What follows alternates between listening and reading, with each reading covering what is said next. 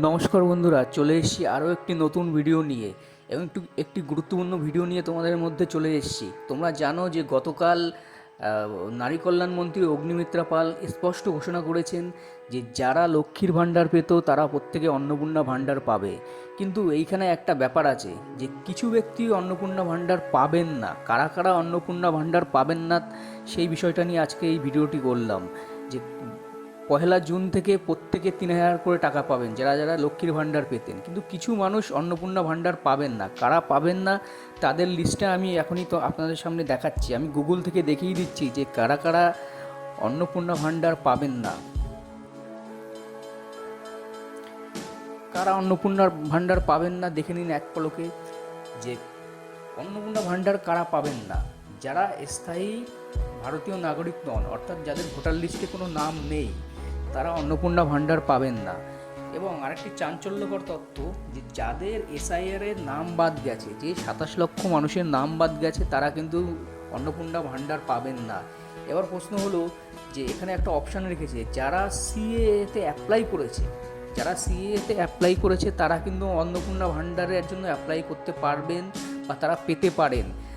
আর দ্বিতীয়ত, সরকারি কর্মচারী যারা, তাদের স্ত্রী বা তারা নিজেরা অন্নপূর্ণা ভাণ্ডার পাবেন না। এবং আয়কর প্রদানকারী পরিবার ও অন্যান্য যারা আয়কর দেয় বা যারা ইনকাম ট্যাক্স দেয়, তারা কিন্তু অন্নপূর্ণা ভাণ্ডার পাবেন না। এবং যারা যারা পশ্চিমবঙ্গের স্থায়ী বাসিন্দা নন, অর্থাৎ যাদের বাড়ি পশ্চিমবঙ্গ নয়, যাদের বাড়ি অন্য রাজ্যে, তারাও কিন্তু অন্নপূর্ণা ভাণ্ডার পাবেন না। এবার বলে রাখি যে 27 লাখ মানুষের নাম বাদ গেছে, তাদের মধ্যে থেকে যারা এসআইআরে যাদের নাম বাদ গেছে এবং যারা সিএতে অ্যাপ্লাই করেননি, তারা স্পষ্টতই কিন্তু অন্নপূর্ণা ভাণ্ডার পাবেন না। তাই এটা খুব ইমিডিয়েটলি আপনাদের জানিয়ে রাখি, যাদের সিএতে অ্যাপ্লাই করেননি, অর্থাৎ এসআইআরে যাদের নাম বাদ গেছে, তারা ইমিডিয়েটলি অতি সত্বর তারা সিএতে অ্যাপ্লাই করে দিন। সিএতে যদি আপনি অ্যাপ্লাই না করেন, আপনি কিন্তু অন্নপূর্ণা ভাণ্ডার পাবেন না, এটুকুই আপনাদের জানানো। তাই খুব দ্রুত আপনারা সিএতে অ্যাপ্লাই করে দিন। সিএতে অ্যাপ্লাই না করলে অনেক সুযোগ সুবিধা থেকে আপনি বঞ্চিত হবেন, আপনি বাতিলের খাতায় পড়ে যেতে পারেন।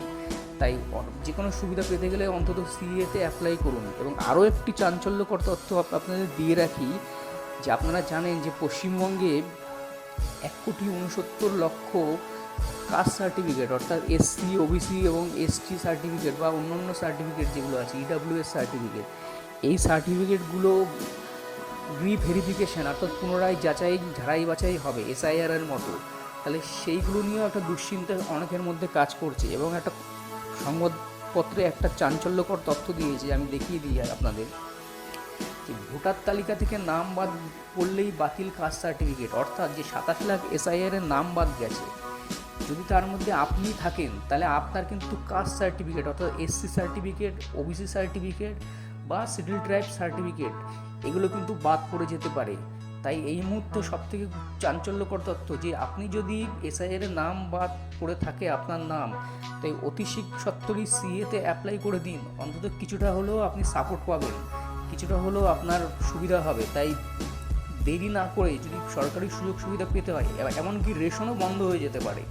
যাদের এসআইআর নাম বাদ গেছে, যদি তারা সিএতে অ্যাপ্লাই না করেন, তাদের রেশনটাও বন্ধ হয়ে যাবে। তাই অনেক সুযোগ সুবিধা থেকে আপনি বঞ্চিত হতে পারেন। তাই দেরি না করে আপনি খুব তাড়াতাড়ি সিএতে অ্যাপ্লাই করে দিন, যাতে আপনার সুযোগ সুবিধাগুলো চালু থাকে। কেননা এটা একটা দুশ্চিন্তার বিষয়। কাস্ট সার্টিফিকেট ও অন্নপূর্ণা ভাণ্ডারের সমেত আরও অনেক প্রকল্প সুযোগ সুবিধা থেকে আপনি বঞ্চিত হতে পারেন। তাই যদি আপনার নাম বাদ থাকে, তাড়াতাড়ি সিএতে অ্যাপ্লাইটা করুন। শুধু এটুকু জানানোর জন্যই আপনাদেরকে আজকের ভিডিওটি করলাম আপনাদের জন্য। এবং আমার চ্যানেলটির পাশে থেকে লাইক করে সাথে থাকুন। ধন্যবাদ।